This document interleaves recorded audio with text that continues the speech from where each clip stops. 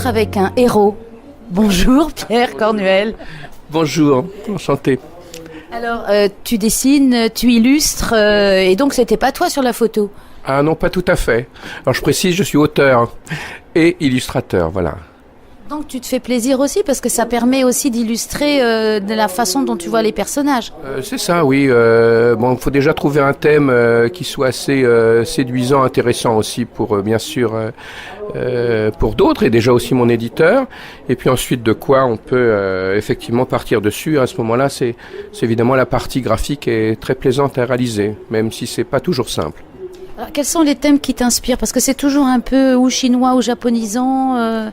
Ben, moi, j'aime beaucoup tout ce qui est un petit peu réflexion sur la vie. Le premier livre que j'avais fait chez Grasset, c'était Chuta et Tao. C'est un hommage au peintre chinois Chuta, qui est un gars qui a une remise en question assez forte de la nouvelle façon de travailler à cette époque-là, au XVIIe siècle. Et puis, il y a toujours ce côté immédiateté, instant présent, qu'on doit aussi retrouver dans la gestuelle quand on peint. Donc c'est ce que je suis en train de dire là, ce sont aussi des préceptes qu'on retrouve dans le taoïsme et qu'on retrouve aussi dedans. Le discours que j'apporte aussi auprès avec ce personnage qui est un gars qui est très imbu de lui-même, très fort, très costaud, qui se trouve absolument génial et qui en fait est détesté par tout le monde parce qu'il est complètement arrogant et très peu dans la compréhension de l'autre. Donc dedans il y a un personnage féminin aussi que j'ai apporté, alors que ce gars-là ne respecte ni la vie ni rien. Ôte-moi d'un doute, il n'a pas été élu en Amérique? Mon Dieu. Chut. Bref, je vais juste citer la première page du livre, qui est assez poétique pour rester dans une douceur. Une fleur tombe d'une branche, elle se ressaisit, c'est un papillon. Une fleur tombe d'une branche et à ce moment-là, un pied l'écrase. Et ce pied qui l'écrase, c'est évidemment le supposé héros. Et il y a sa cousine qui lui dit « Mais pourquoi as-tu écrasé ce papillon ?» Eh bien parce que la nature est à ma disposition. Réponse parfaitement idiote, évidemment. Et puis on comprend tout de suite à qui on a affaire, c'est-à-dire un gars qui pense que tout lui appartient. Et le thème du livre, je suis parti à partir d'un conte du IIIe siècle, un classique d'il y a près de 2000 ans bientôt, et qui montre qu'effectivement, en fait, on n'existe pas sans les autres, quoi. C'est-à-dire même si on est soi-disant très fort, ça ne va être que son interaction auprès des autres qui va compter.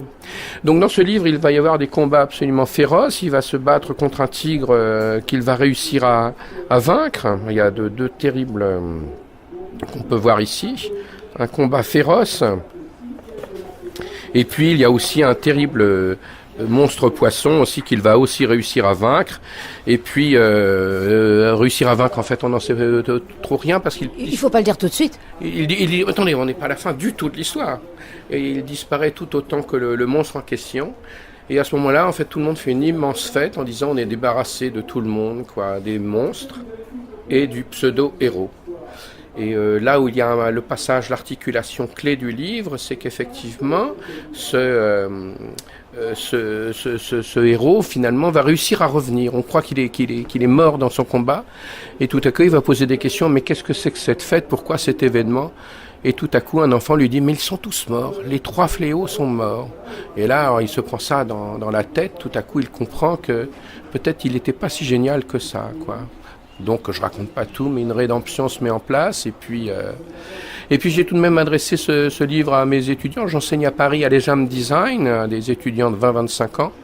Et puis aussi, j'avais fait à l'université de Nanjing en Chine. En fait, le petit message que j'essaie de faire passer, c'est beaucoup plus, c'est plus important de se dépasser soi-même que de vouloir dominer les autres. Ça à la portée de tout le monde, plutôt que vouloir, avec notre affreux esprit de compétition, de vouloir toujours embêter tout le monde, quoi.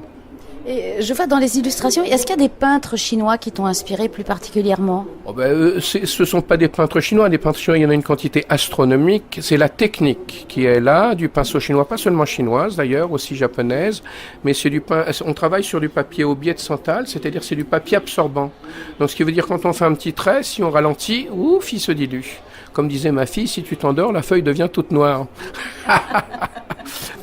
Et puis, alors ça implique énormément de vivacité et puis de contrôle, parce qu'il n'y a pas de crayonné.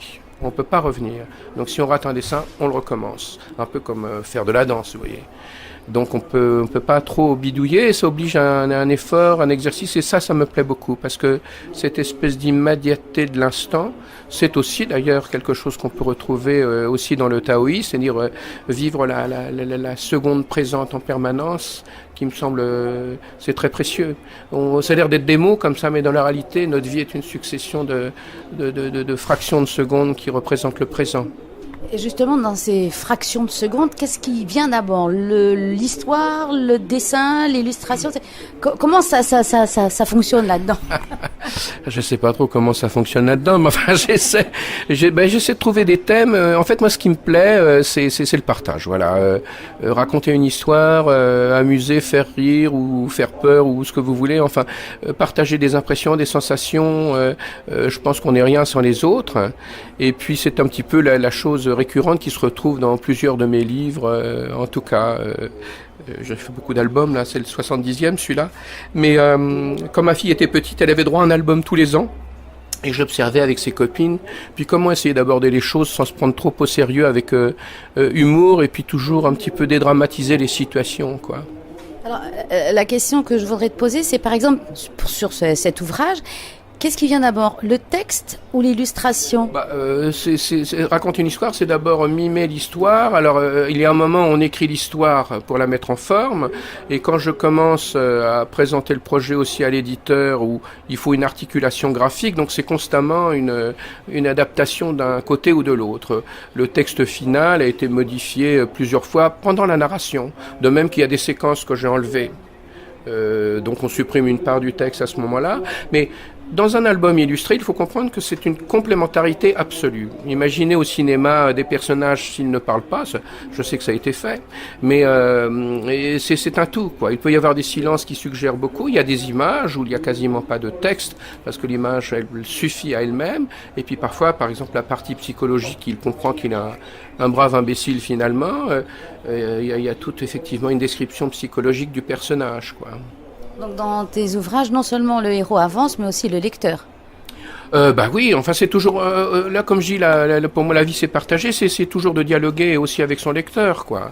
La caractéristique, je crois, dans ma manière de raconter des histoires, c'est que je me les raconte à haute voix, je marche dans la rue en les racontant pour voir si je peux fonctionner auprès de l'enfant comme ça. C'est pas du tout passif. Et alors bien sûr, il y a aussi ce côté de l'image qui va intervenir, qui va me permettre d'enlever quelques phrases parfois, ou de voir en rajouter si je supprime une image. Donc c'est, pour répondre à votre question, c'est toujours une complémentarité. Il faut trouver le ton pour obtenir le maximum d'efficacité dans la narration. Et comment tu arrives à sortir de ton livre et de tes personnages à la fin? Alors, est-ce que j'en suis sorti? Ça, c'est la bonne question. Là, je suis arrivé il y a 4 jours ici, c'est un pur bonheur, là, tout le monde est tellement passionnant et adorable. Mais j'en sais trop rien. Tiens, c'est une bonne question, celle-là, je sais pas trop comment répondre à ça. Je crois qu'il faudrait que je dorme un petit peu pour aborder un nouveau projet. C'est quand on aborde un autre projet qu'on commence à quitter l'ancien, mais je crois qu'on n'en a jamais vraiment fini. Le livre paraît, on se dit, j'aurais peut-être dû... enfin bon... Vous voyez ce que je veux dire, quoi. Ben, écoute, merci Pierre, on va te laisser te reposer puis profiter de la Polynésie. Premières impressions? C'est formidable, justement. D'abord l'accueil qui est très très spontané, le fait de se tutoyer. Moi, je suis encore un petit peu coincé en tant que Parisien là qui déboule ici, mais ça c'est très plaisant. Il y a une espèce de confiance immédiate. Puis je sais pas, une tendresse, du sourire, beaucoup d'humour aussi. Ça m'impressionne. Je dis des bêtises et les gens rient. Sans être payé? Non, c'est même pas la peine, c'est du pur bonheur. Voilà. Eh bien, merci Pierre. Merci beaucoup. Tawi, tawi, tawi, tawi.